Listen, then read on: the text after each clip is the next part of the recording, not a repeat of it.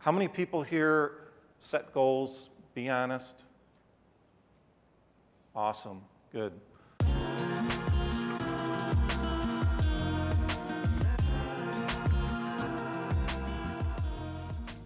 I'm very, very passionate about goal setting.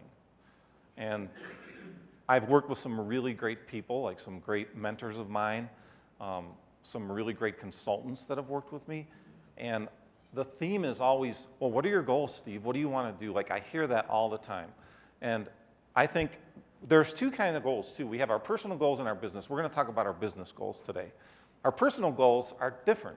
You know, obviously, if you want to run a 5K, okay, you can't go tell your office manager to go run a mile for you. It's not going to work. It's not going to help you. But if you have business goals, you can get your whole team involved. And I think sometimes as owners, we don't do that. We put that burden on our own shoulders, and we don't ask for help from our team. So let's talk about setting our goals. We're going to start with that.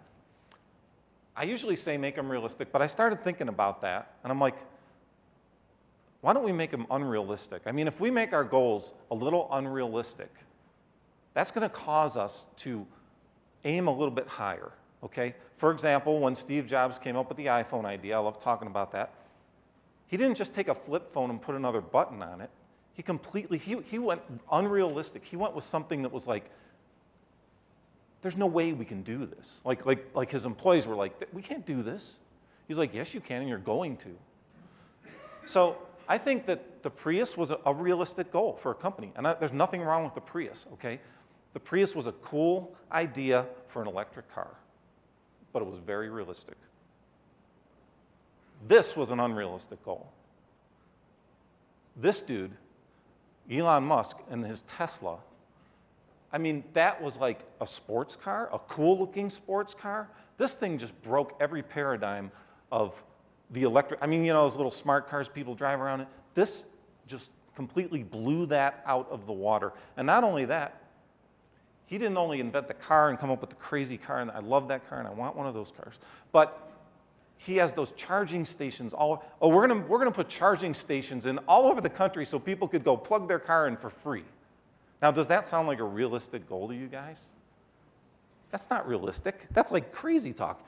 And that's nothing compared to what Elon Musk really wants to do, which is he wants to colonize Mars. Is that realistic? It's honest to God's truth. Google it when you get a chance. That's his goal. So make them unrealistic. If you want to, it's so important, first of all, to let your employees know what your thoughts are. And we're going to talk about that. Don't keep them secret.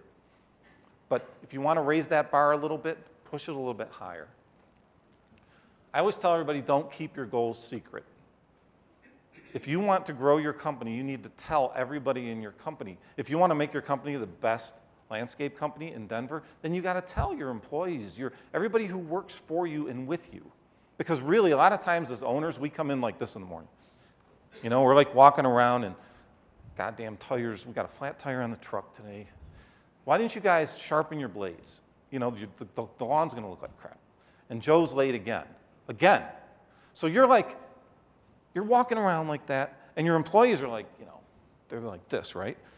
So if you didn't tell your employees, I want to grow my company, I want to double in size, then they are probably going to go, I'm not going to talk to him in the morning. For example, say you've got a foreman who works for you, who has got a cousin who runs 20 apartment complexes. Do you think that guy, unless he knows that you want to grow your company, you want to do more, do you think that guy's going to come up to you and say anything to you about that? You're already stressed out enough as it is, right? Like, you're not, hey, Steve's got enough work, man. I'm not going to burden him with more apartments. And I'm like, I want more apartments. I want that. So don't keep them secret, you know. Tell them. Tell everybody on your team, whatever your goals are that you've written down, because we're going to write them down. That's what we're talking about next. Write them down and look at them every day. Who writes their goals down? You can be honest. Awesome. So some people do. I write mine down and put them on my mirror. I just took that picture the other day. Okay, honest to God, that's what I do. And I started doing that maybe 7 or 8 years ago when I heard a speaker in a seminar like this saying, he said, write your goals down. It makes them more realistic. It makes them more real to you. And I'm like, All right, I'll try it. It works. I don't know why. It's the act of writing them down. You know, it's like all of a sudden they're on a piece of paper and you see them and you're like, well, I wrote that down. And then it makes you think, like, because you always write them down like on New Year's Eve, you know, or New Year's Day, when you're like ready to like conquer the world and then like a week later you fall off the boat, right? But if you have them still posted there, it's kind of like this little reminder.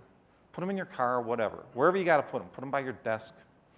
Another thing that I've started doing, which has really helped me a lot, is I start journaling. I'm journaling every Sunday. So on Sunday morning, I get up. I use a little app called My W Days. You can get it for free, and then they have like a paid version. It's actually a journaling app, but every Sunday I sit down and I write down my goals for the week. Like, this is what I want to accomplish this week in there. And it helps, it works. So write them down.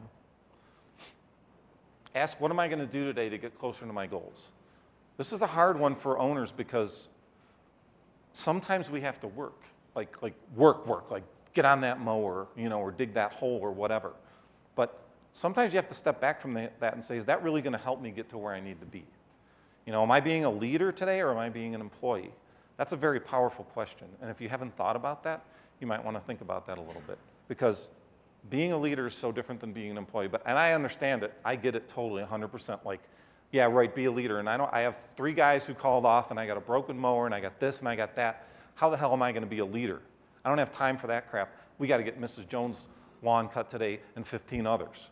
So how am I going to have time? You know what you have to do? You have to like set it up in your mind. Okay, you know what? Every Tuesday, I'm going to spend 4 hours in the morning. I'm going to let my crew go out. I don't care if they're sick. I don't care if there's nobody shows up. And I'm going to work on my company, working on my goals, on my vision. You know, I do that all the time, and it works.